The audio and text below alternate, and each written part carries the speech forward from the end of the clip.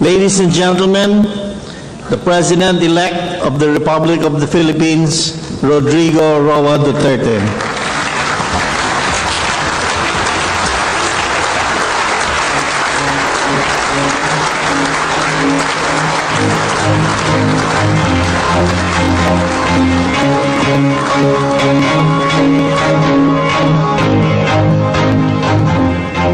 Kindly sit down. Salamat po. I was given a copy ahead of today, the 10 recommendation socio-economic programs of the government, and I assure you we will study and review it. And for now, I would say I see nothing wrong with this. These are doable. It's a matter of just doing it and implement it right away. Let me dwell at governance in the light of what I have been schooled. You know, I'm a lawyer and I never pretended to be an economist. And as a matter of fact, I could hardly pass the subject economics even in college. So I never made any projections about what will happen to this country financially or whatever. And for the many occasions that I was invited, the unanimous opinion was that I did not give any economic programs to present. Now, you must remember that I'm a lawyer and I choose criminal law as my field of specialization. I became a trial prosecutor for about 9 years before I became mayor. Now, in between, for an odd years, I was teaching criminal law, criminal evidence, and criminal procedures, and killing criminals. So, do not expect me to just discuss with you these economic programs, especially taxation.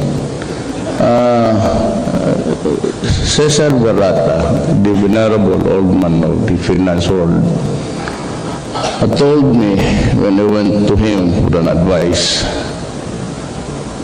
and he said, never just agree on anything about taxation.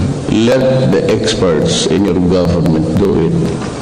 The best that you can do is just keep silent and wait for the ready and actionable action that you might want to take on the matter.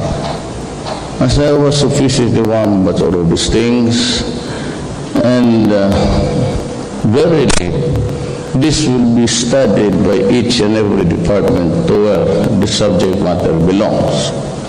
Then maybe I could just read it in its final form and convene the cabinet to give its inputs.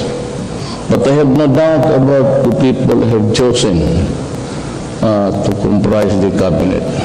They all are Filipinos, loving their country and rearing to do their share of nation building.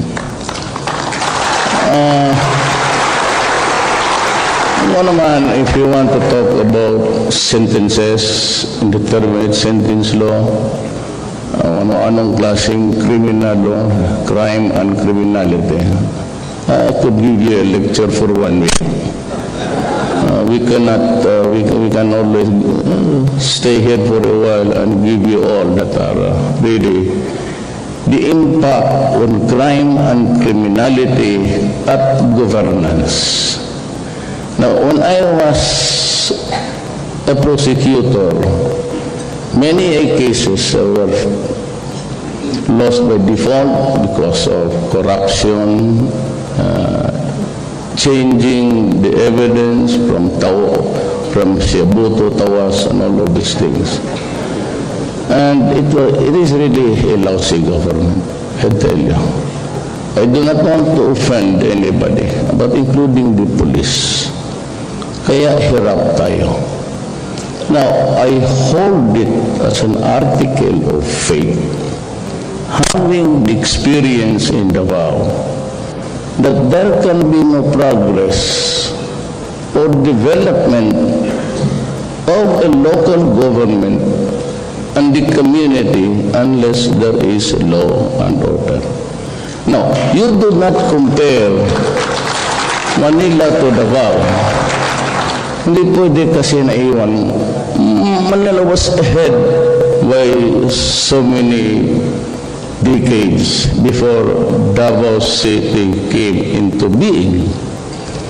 So what I really saw before my eyes unfolding when you came here in 1950, 48, 49.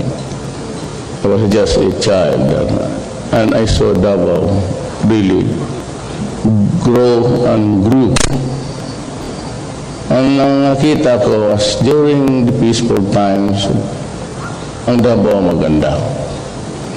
But came the turbulent years of martial law and anarchy set in, especially here in Mindanao. And there were so many rebellious fronts, insurgency problems, which this country has to cope up with until now. Remember that you cannot have peace in Mindanao. You cannot invest in Mindanao, bring in the materials, dalhin mo dito kung ano makinari mo, because in the end of the day, if you don't pay the taxes, the national people's army will just burn it. And many of you have suffered this kind of fate. In some areas, hindi masyado sa Davao, because I was able to connect with all forces acting as the pressure groups in an economy. So I started by just talking to the left to leave Davao and stop killing or cutting each other's throat with the government security forces. And then I was able to convince them to go out of the boundaries. Doon na lang kayo sa Surigao. Doon na lang kayo magsunog. Huwag lang dito because it will affect the totality of the fiber of a community. Talagang walang mangyari. So how can you invest now and find business in Mindanao especially? Now, ang problema ko because I used just to watch over a small community like Davao City. There are two kinds of forces that would affect this country today. The rebellious fronts, the insurgencies, and the crime and criminality. Dito sa revolutionary fronts, I have realized early on that you cannot outkill each other. No such thing as succeeding in a revolution by killing all of them. Dito naman sa Davao, because right after martial law, as there were a lot of people during martial law giving arms. As a matter of fact, yung Philippine National Police Headquarters, meron silang lathe dyan na machine at the back of the barracks. And they were producing as many guns as there were. Tom, Dick, and Harry would say that he was ready to fight and die against the communists. So magulo. Ang Davao at 7 o'clock was very arid, dry. Wala nang lumalabas. So when I became mayor, I said, I only gave him one promise. I have a political party. I was yanked out from the prosecution's office to just act as OIC. Because I said my mother was one of the leading figures of the Yellow Friday here. But she declined the position because said, if you really want to repay us, then just promote me to be the chief prosecutor. And you can appoint my chief as a judge because that is what you wanted. Ayan, nagyan ako. But along the way, nag-away kami noong mayor. And so I found myself running in 1988 for the first time, dwelling in politics. Along the way, I became a vice mayor to my daughter and a congressman in the first district. I am now on its 23rd year as mayor of the city of Davao. Now, marami kasi yung tanong, ito si Duterte, magandang kandidato to. And I thought all the while that they were really just joking. To me, it was a bad joke. Kaya ako napipika. Sabi ko, look guys, biro kayo huwag niyong sobrahan kasi hindi na maganda pakinggan. But I cannot even imagine. Maybe during the campaign, I was perplexed na marami kasi ang crowd. The multitude that came to the rallies were just simply very, if it was a dinner, it's very sumptuous crowd. Kaya pag-believe ko yung sarili ko na mananalo ako. But that was it. I did not except for Ilocos, I'm there at dalawang gobernador. Wala nga akong mayor except my fraternity brothers who were running for the local elections. Yun ang nagsusuwa. Ang councilors, vice mayor, may isang mayor ata. Ayun mga brad ko sa frat. What all others, wala akong, except of course ngayon. Ito si Carlo Nograles is really my nephew. Ang tatay niya is tatay mo ba yan, Carlo? Biro lang. All is well that ends well in politics.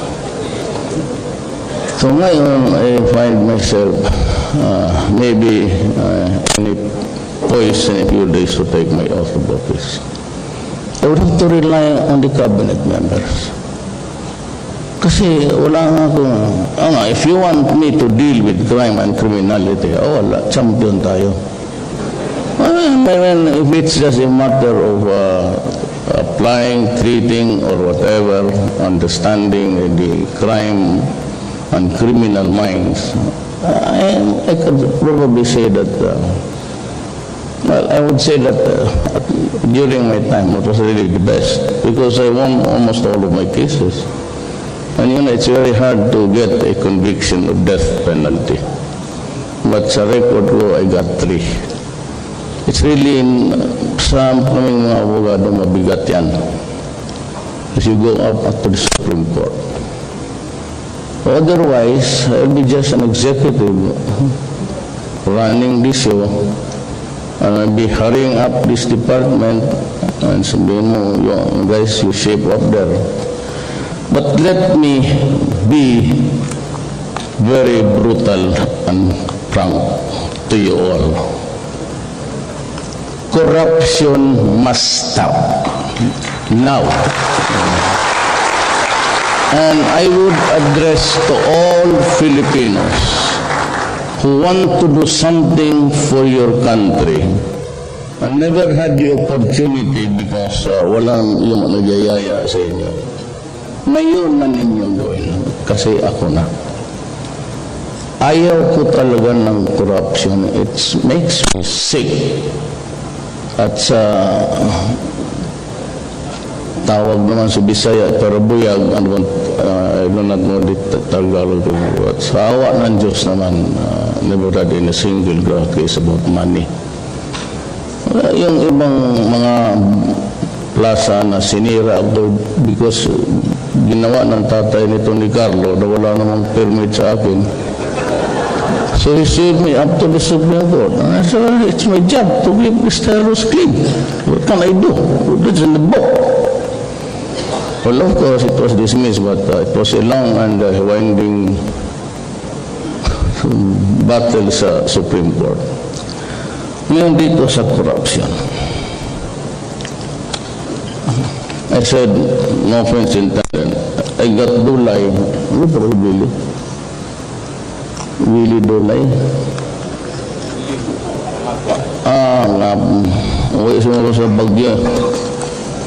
Ilocano yun, taga Bagyo. Nainit na siguro dito. Dulay, God, Demetrio Rio.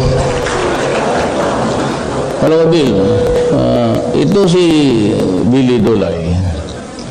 At si Bebo, magka-roommates yan sila. Sa harap ng kwarto nila, yun yung roommate ko. I was with Yasay.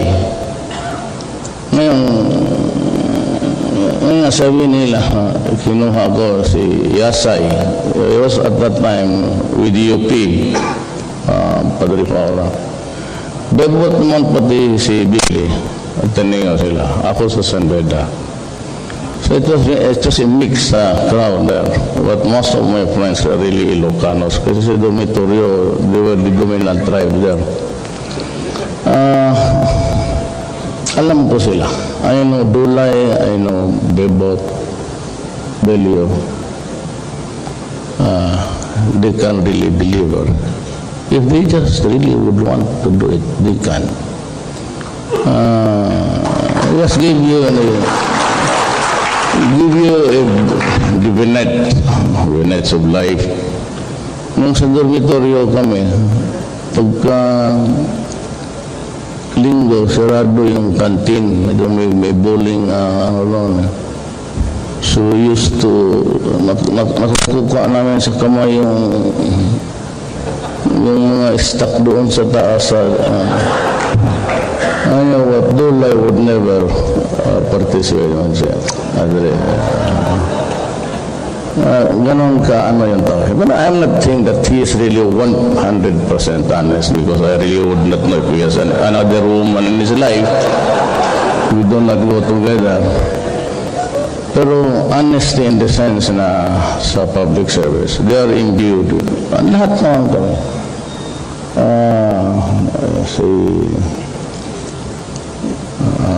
Sino po ba rito? I'm sorry. Senator Soto.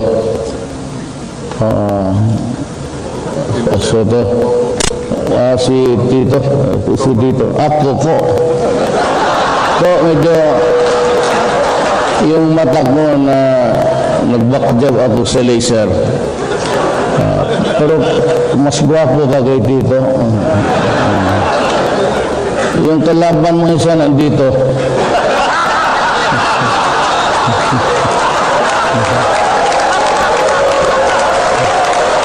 But both of them are my friends and neutral na ko, sabi ko, fight it out. Kasi ako naman talaga PDP.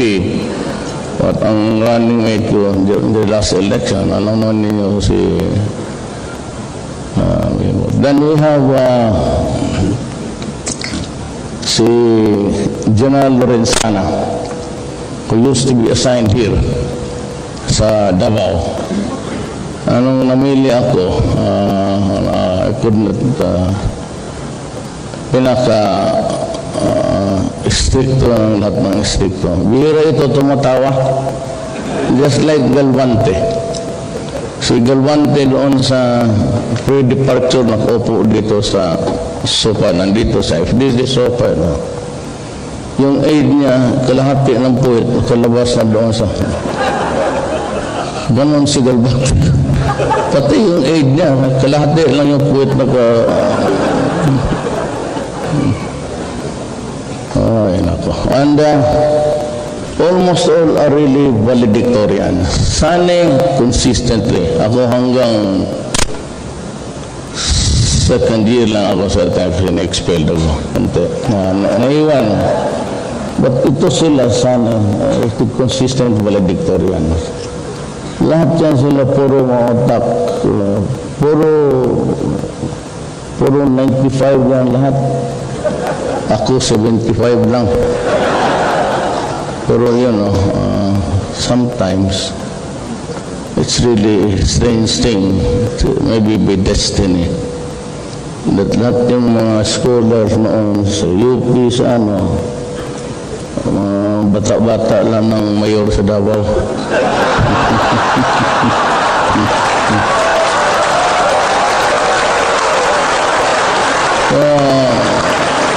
Ako naman since grade school, talaga hanggang dyan lang ako, 75, 76, 77.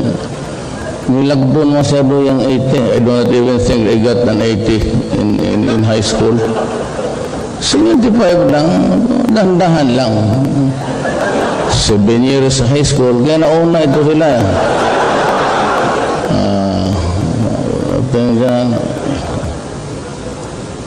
Layas dito, it took me 7 years to finish high school actually.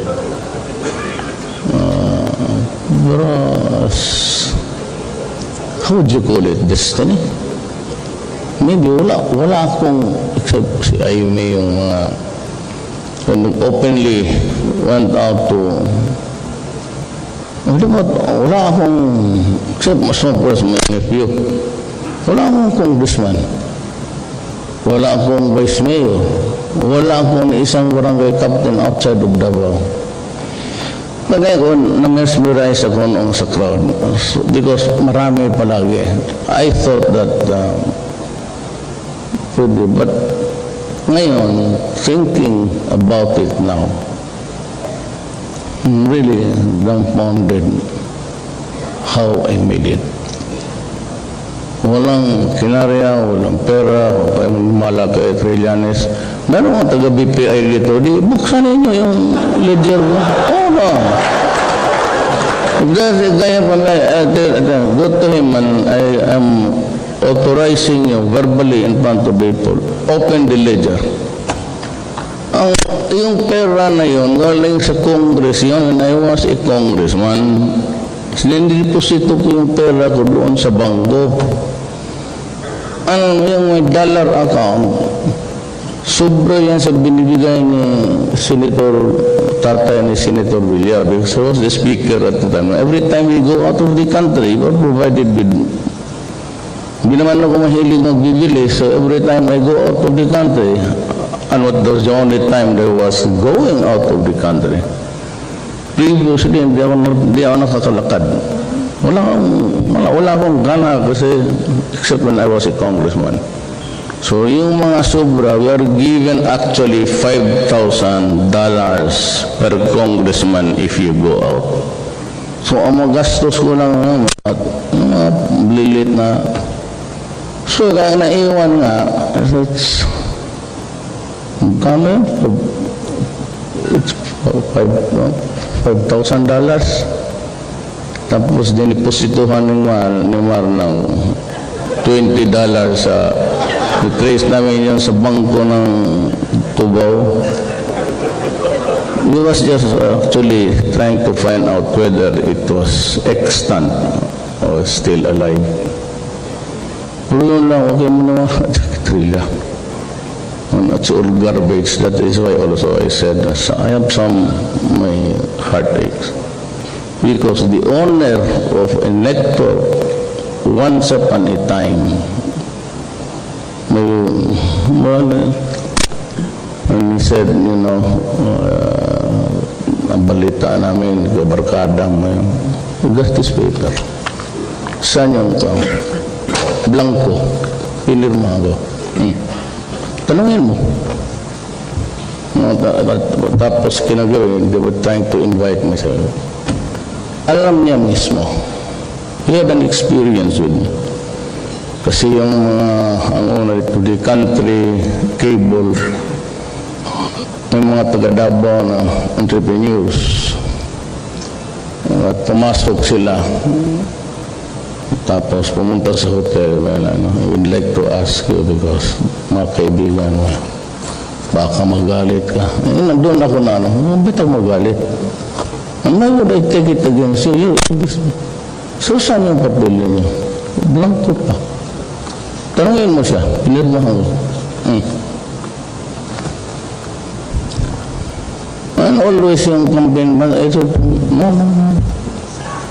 He knows it. Kaya minsan, yung basura na itapon mo na tapos patulan mo. Huwag naman sana ganun.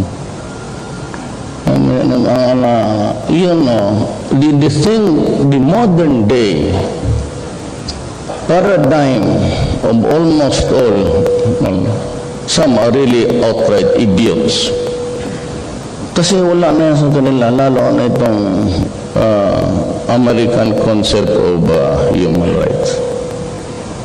Wala na yan as long as you are not really endangered of a species na about to die. We are in front of a criminal of these things. Mamatay. Gaya nitong mamatay ngayon ng mga sabi. Ano yan sa kanila? But, ang ating criminal law book itself in defense against honor and defense against life and defense against honor carries with it so many mitigating intent. Sa kanila wala na, babuhin ka lang nila, okay na. Hindi, they would ask, kaya sabi ko, kung ganun, putang ina ninyo. Sumukilayas kayo. Ngayon mag-tip. Boycott. Boycott. Beginning today, umalis na kayo. So I don't give interviews anymore. One-on-one. Yung mahirap lang. Tapos, ikon-kon lang sabihin, alam mo, negosyo rin kasi ito ay putang ina mo. Bitsa ka. Ganun ka na lang kung magsira ka ng tao. Kasi Pilipino, importante yung mukha niya. Honor. Kayong mga abogado, go back sa the basics of fundamentals. It's there. You can even come to defend honor. You are dishonored when you are in danger of dying because somebody is threatening you. It's criminal law. Nawala na po siya. Kaya nga, gusto lang naman pala ito. Bakit tayo mag-usapan ng iba? And I'll talk to you when I have business with you. Well, anyway, yan ang ano ko. Hindi ako atras dyan. Corruption.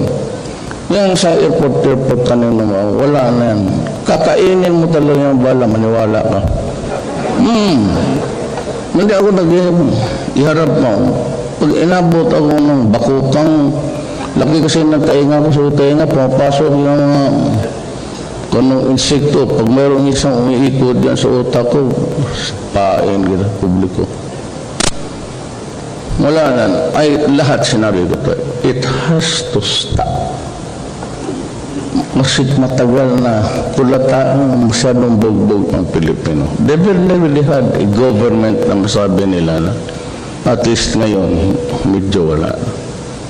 Ang sa BIR, customs, kaya nandyan si Paildon. Yan sila inaasahan ko because it's estimated that we're losing about 300 million pesos daily sa corruption all over the ports of the Philippines. BIR siguro same project. So kung makulit pa lang nila, wala na tayong problema. I can go as far as really enhancing lalo na yung rural. Pero ewan ko kung ano sinasabi ng mga in DF kanina, I've read about, nagmamadali ka about land reform. You know, the law has already passed away. And I want really to know anong klaseng land reform. Because if you just go back to being just a confiscatory, nonchalant attitude, no, I will not agree with that. Mahirap yan. Kasi karamihan ng lupa na ibigay doon sa mga tenants, bumabalik naman doon sa mga landlords. But the only consideration, or maybe the thing that would make me happy, is that at one time in their lives, they were able to hold that much money. At least they enjoyed for the moment in this universe. Pakahawak sila ng pera na malaki. Yun lang, at least natikman nila. Yun na lang ang konsuelo ko. But to go into a confiscating other people's property, I will not.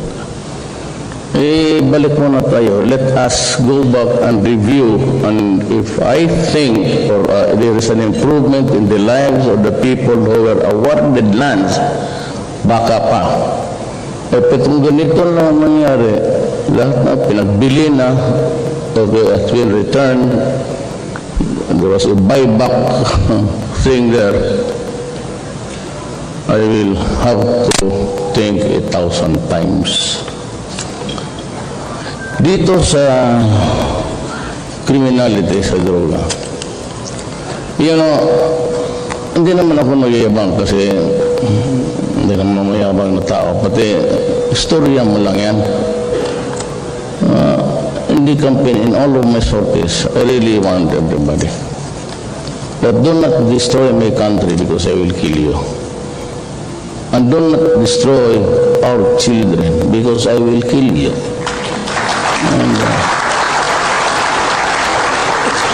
And if Dilima does not shut her mouth, I will kill her with love. Kung pumayag siya, I don't know. Ano talaga is zero tolerance ako. My standard would be zero tolerance sa graft, pati sa criminality. Ayaw ko kung anong klase ko. Hindi ko talaga tatanggapin yan. I would never preside over the affairs of this country with a corrupt police and drugs abound, destroying the lives of Filipinos. Pumunta ka sa likod ng Pasay. Yan ang bata noon, bata, pati mga tanda, ano ba yan, yung may gasoline station, tingnan mo yan. Yung greeting, show yan. Para matulong to ng gising. Tingnan mo matanda. Kung sabihin mo lang ang tinamaan mga able-bodied o yung talagang matanda na, that's okay. Hindi mapalusod ko pa, pati yung bata o matanda. You have crossed the line, the red line. And I just warning you, not because I'm the president-elect. If you do not do something with the situation, 7 years from now, this country will become a narco-politics. Yung mga mayor na may backers na sa droga or who are into drugs, nananalo sila. I named them about 32. They don't really get, hindi sila naghintay kay Binay sa pera ng Binay o mga goodies ng liberal. They just went ahead to run and winning the elections because of drug money, which comes very easy. Yan ang bantayan niya. Pero ako as long as I'm nandito sa gobyerno, I will not allow it. Hindi ko kaya mag-upo-upo ko dyan sa opisina ko tapos knowing that people are suffering because of the greed. Ang problema, because pati police din naman. NBI. Ang better off lang dito, sila kay Delphine, General, his name is Delphine Lorenzana. Kasi ang mga sundalo kasi, they cannot go out to the camps to enforce the laws. Itong mga police, they are the ones who go out and enforce the penal laws of the land and mga violations ng ordinance. So, invariably, tao por tao sila. Ngayon, huwag na ninyo pakialaman kung ilang namatay dyan. Saka sabihin mo na kung kilala ninyo si Gascon, baka kumpare ninyo. Hindi ako susunod sa kanya. I will not. And let me, I said, be very blunt. If they kill upon my orders, akin yan. That's mine. Kapag dalalang ka ng sopyo na ng ombudsman, sabihin mo, padala mo kay Duterte yan. Akin yan. Ang sinasabi ko lang sa police and all law enforcement, huwag lang ninyo akong ipahiya by lying to me. If you have committed a crime for personal reasons, tell me the truth. I will help you. Pero kung ipalusot mo na, utos mo na gano'n, ikaw ang isunod ko. And the mayors. Ito nga mayors ng Pilipinas who are into drugs. I will catch up with you. At pag magkita tayo sa isang, if we meet in one corner, then I don't know. Nawarningan ko talaga, lalo na yung nandyan na siguro. Ito namang police, pati NBI, kung hindi ako nagputak-putak doon sa Pasay incident, nung hindi namatay, sumabog ang mga ulo. Anong klase ito? And I said, prepare a massive revamp. Kaya umagahan, marami nang nahuli. Marami nang patay. Anak. Pinatay nila yun ba? Baka yung pinatay nila, yung bata nila, para hindi na pumiyay. But I should know, by this time, go ahead, prepare a massive revamp. Because I need around one company or place. May special assignment ako sa kanila. In the meantime that I'm talking to the several factions here in Mindanao, because some of those holding arms may have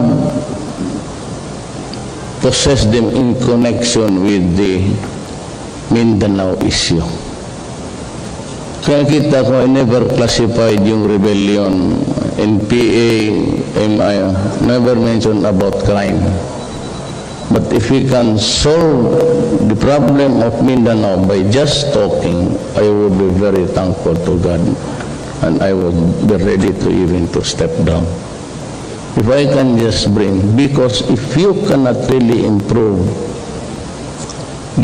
alam mo sa Manila, maybe there is peace, but do you have order? It's part of the law enforcement kasi law and order. And you have the law, you cannot enforce it anymore because it has become a physical improbability. Kaya kung mag-asa ka lang kay Tuga dito, sorry, using his saliva, pwede ko sabihin ko lang, ay, pahinga ka lang, laway lang pala ang kailangan sa'yo. So if you are not ready to cooperate with the guy, paano we solve the problem dyan sa, and there are the dynamics of our times now. Yung South China Sea. I've repeatedly said that we will await for the arbitral judgment. Then I will decide. Pero nandiyan na yung aircraft carrier sa South China Sea ngayon, patrolling. And if the Americans would say, come join us in an expedition, sabi, sorry. I will not go to war because of the Scarborough Show lang. You know, the Scarborough Show is not a territorial issue. It is an issue of our exclusivity sa economic zone. But you place there obstructions that would impede or obstruct our right to develop and fish there anywhere. Yun ang contention. That is our ache. But that is not a thing to just say that we will go to war. We only have, what, 2 F-50s. Bakit mo binili yan? Kayong mga taga-Air Force, do not misconstrue mo. I'm a Filipino, I'm a citizen of this country, and I have every right to say what I want to say. Sayang ang pera doon. You cannot use it for anti-insurgency, which is really the problem of the moment. Can use it only for ceremonial flybys. Why do I care about that?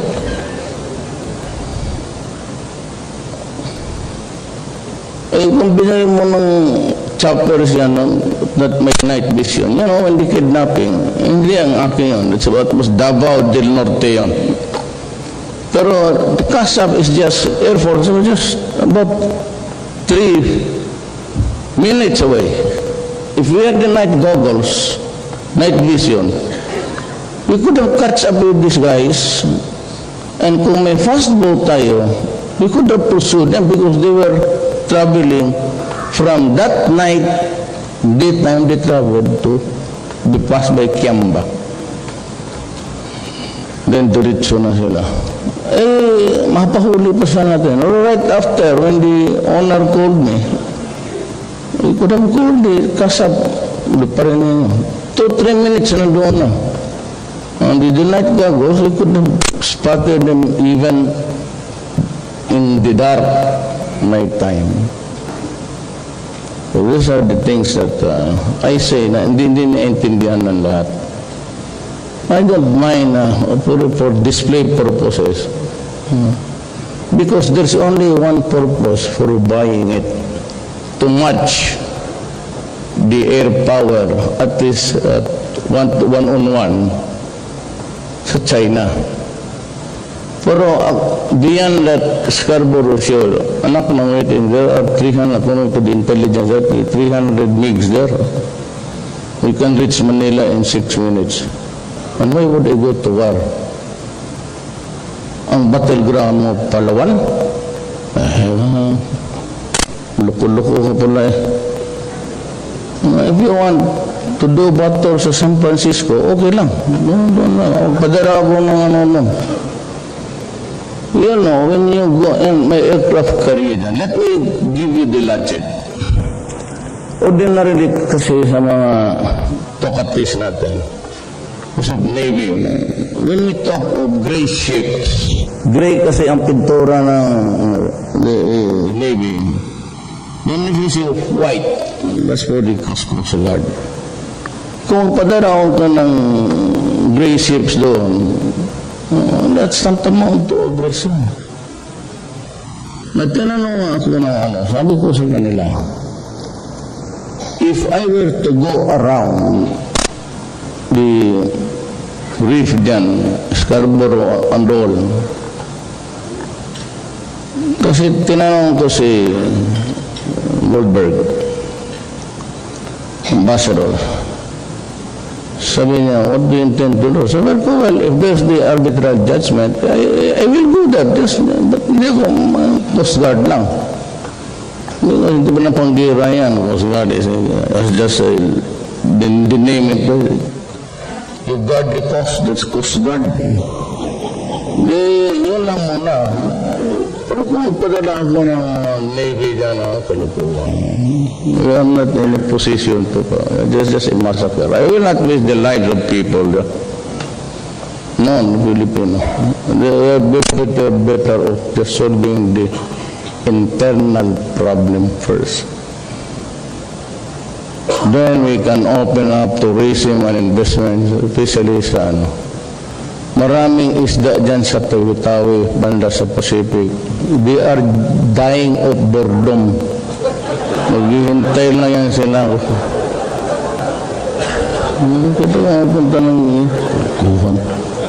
But of course, talking now of military issues, naturally, we are allied with the Western powers. We have a defense treaty agreement with the United States that was hammered out in the 50s. Ang problema doon is a provision na declaration of war must come from the Congress of the United States. Kung hindi sila magbigay, sabi ko kay Godber kasi, what do you intend? Sabi ko talaga niya, I can ask him, are you, is the United States, are you with us or are you not with us? Because if I may decide based on the judgment, I will now start to claim them. Kasi ang sabi niya, only if you are attacked. Sabi ko, I'll give you an example. The law of the Sea of Nations gives us the exclusive rights to 200 kilometers. If I go there using that privilege of mine, would that be an attack against China or an offense against China? Paano? Mabuti ang prangkahan. Tayo, we are allied with China. Not with but China submitting, even before the elections, the ambassador, yung babae, sabi niya, we will do the railway immediately. Sabi niya, immediately. Once year, we will start immediately. And we will solve your Clark Manila Run. We'll use the we'll use the shoulders of the road. I don't know how would they do it.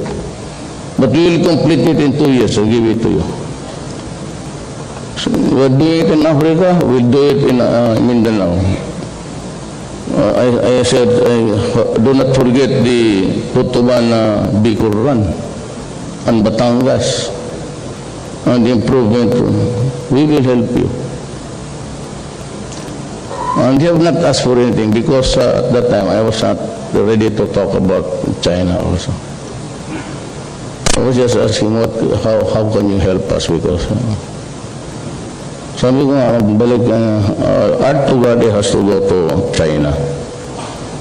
Not to talk about war, not to talk about irritations there, but to talk about peace and how they can help us. Meron sila. Okay. Can you match the offer? Because if you cannot match the offer, I will accept the goodwill of China. Mine is to promote peace in my country and to see to it that the people are comfortable. If I cannot give them the luxury of the moment, then I will your children will have the streets back to them, to the citizens. Yung mga Islamite, they have to congregate somewhere else. I will open Corregidor and Carvalho Island. Doon sila mag-picnic. Doon ko nasirain yung barko nila. Ayaw ko na. The streets of Manila and everywhere else in the Philippines must be returned to the citizens. Hindi na pagkagabi takot ka sa kain ng dos mo. Yan ang mahirap.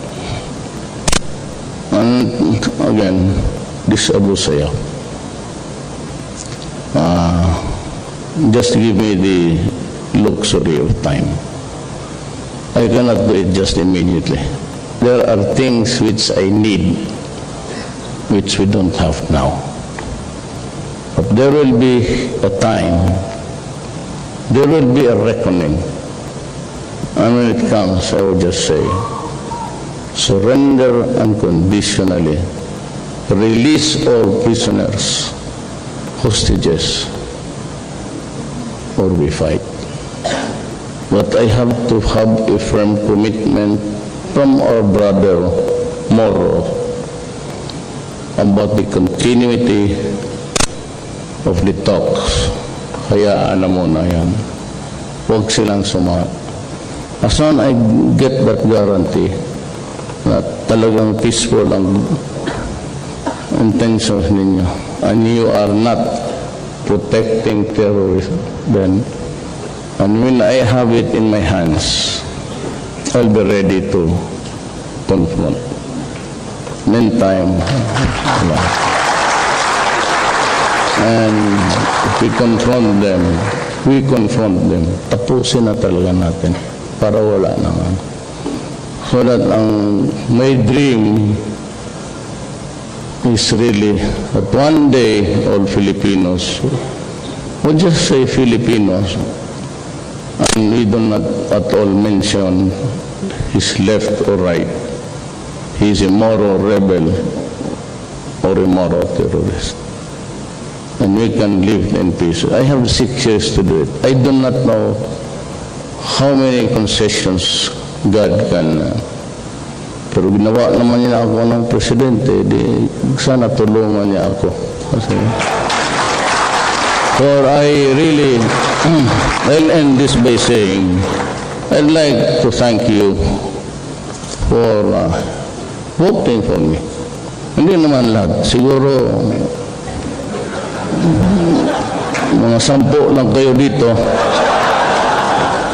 Ay kasi, look, ganito yan, ha? One more thing. Para maintindihan ninyo ako. Sabi nito, kayong taga Maynila, do not be too judgmental about the person. Sabi ito si Duterte ang kinuha, mga kabarkada, kainuman, at mga kasama. Look, I am really tied in the wall probinsyano. Mag-aral kami dito. Whatever trickles in about the culture ng Manila, it came so. Lalo na akala nila ang Davao bukid. So, ang nakilala ko dito sa buhay ko, mga taga Davao. Hindi naman ako niyaya ng mga sosyal sa Maynila. Sabihin pa nga, wala kang alam sa economic. Gago ka pala yun. Sinasabi ko na yung abogado ako, economist na dyan. Mamili kayo na, nandiyan na. Sige. Si Pernia, si UP, si Sunny Dominguez. Sige, mamili kayo dyan. Bakit ito? Walang economic. Gago. Sinabi ko na nga, halos bagsak ako dyan sa economics na. Ayaw ko yun, nakakahilo yung ganun-ganun. Dito tumaas, tapos lugi na bukas, tapos kung ganun negosyo mo, putang ina, pinto ka na. Dito, down. Buta doon, tumataas. Ito, good. Tapos biglang bumagsak. So, magkahilo ka na. Titingin ko na sa libro sa gitna.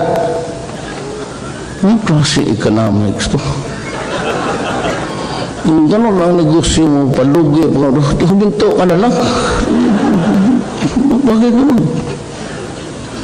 Well, ganito yung punta ko Maynila, nag-aral ako. Kasi mga kakilala ko, yung mga classmates ko, mga kasama ko sa dormitoryo, yung mga blood ko. Yun lang. Wala na akong nung mga ako Tagalasal, kung sinong valedictorian, sinong siya. But when the time came, ay namili ako ng team. Si Viet Aguirre, na-acquit niya si Herbert. Magkano ang nakita mo doon, Viet?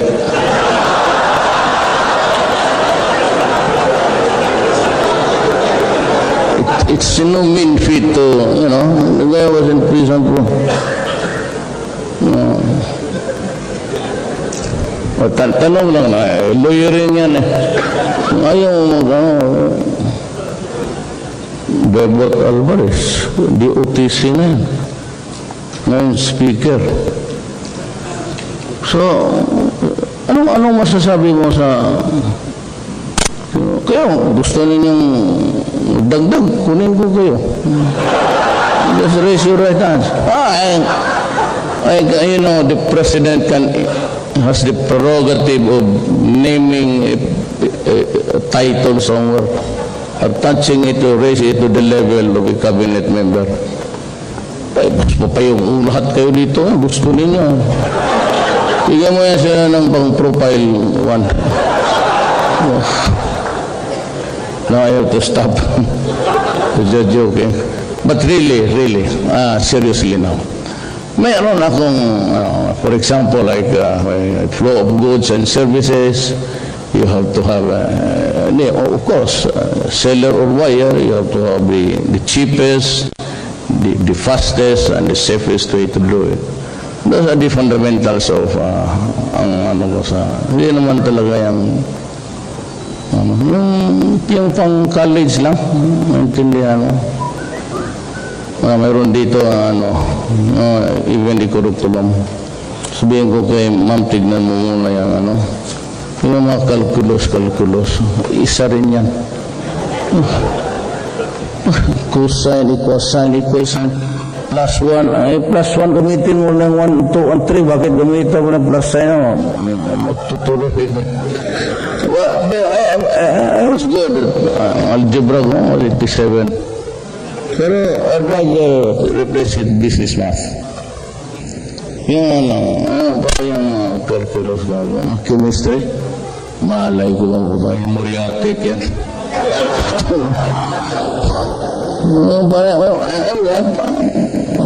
For all of its practicality sa buhay. Wala naman sa drama dyan. Kaya, forgive me really if I fall short of the expectations of an economist. Si Sani yan, sila kasi hindi nahihilo dyan sa graph. Nag-flatline, pagtipis lang bigla, pumita ito, house out to. Mining, I forgot.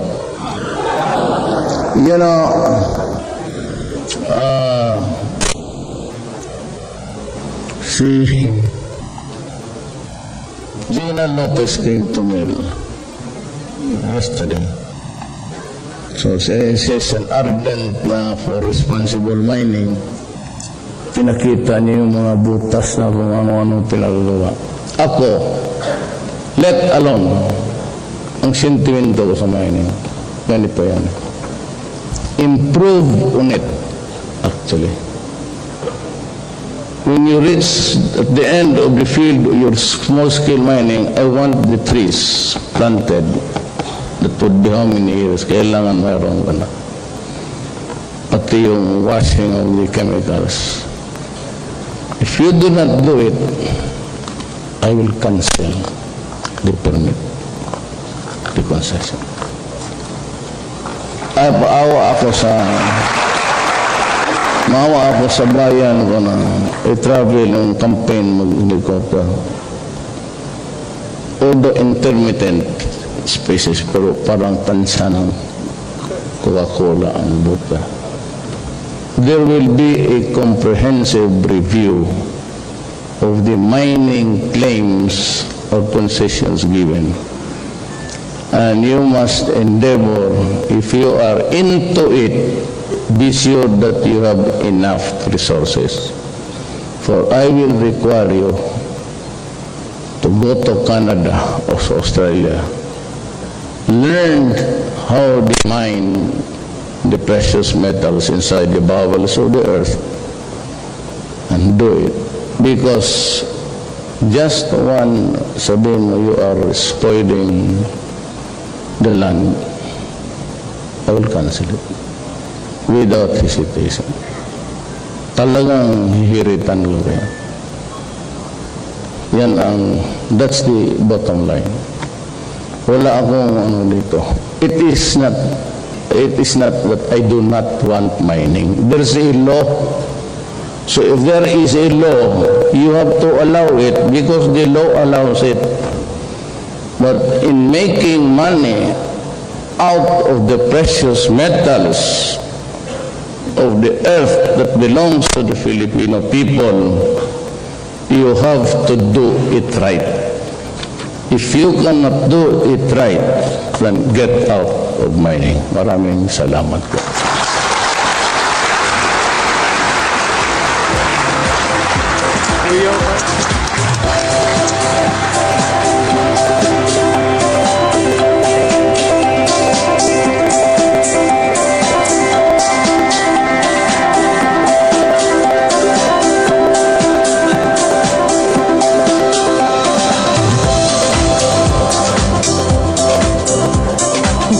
Thank you very much, Honorable President-elect Duterte, for those wonderful words. And may we request our cabinet officials to please stand with our President for our photo taking. So after our cabinet officials, we will have the Mindanao Business Council in front to have our picture taken with our honorable guest and our President. So may we request the cabinet to now assemble so that we can take our photo.